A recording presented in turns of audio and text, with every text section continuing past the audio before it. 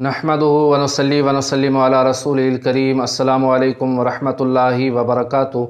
राय इस्लाम में तमाम दोस्तन की खुशामदीद। प्यारा दोस्तों, अज बेहतरीन मालूमात खणी तव्हांजी खिदमत में हाज़िर थियो आहियां। यकीनन अव्हांखे पसंद ईंदी सो ही आहे त अॼु ख़मीस जे ॾींहं जो मुख़्तसिर तारुफ़ ऐं कुझु फ़ज़ीलतूं अव्हांजी खिदमत में अर्ज़ु कंदुसि। पर उन खां अॻु में अव्हां सां गुज़ारिश आहे त जेकॾहिं अव्हां असांजो चैनल सब्सक्राइब नाहे कयो त असांजे चैनल खे सब्सक्राइब कयो ऐं गॾोगॾु घंटी जी निशान ते क्लिक कयो ताजो असांजी हर अचण वारी नई मालूमात तव्हां ताईं आसानी सां पहुची सघे।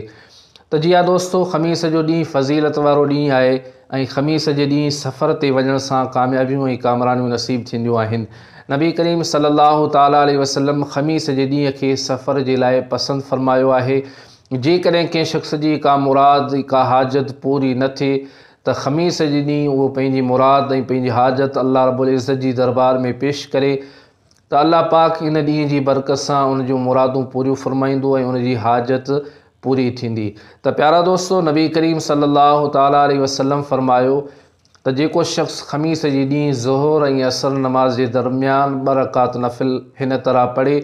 पहिरीं रकात में सूरतुल फ़ातिहा खां बाद 100 मरतबा आयतुल कुर्सी पढ़े ऐं ॿी रकात में सूरतुल फ़ातिहा खां बाद 100 मरतबा सूरह इख़लास पढ़े त अल्लाह पाक उनखे रजब, शाबान ऐं रमज़ान मुबारक जे रोज़े रखण वारनि जी तादाद जेतिरो सवाब अता फ़रमाईंदो।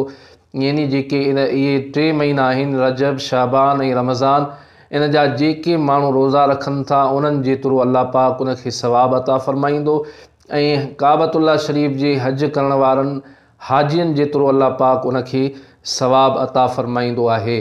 त प्यारा दोस्तों, नबी करीम सल्लल्लाहु ताला अलैहि वसल्लम असां तव्हांखे हर ॾींहं जी फ़ज़ीलत खां आगाह फ़रमायो।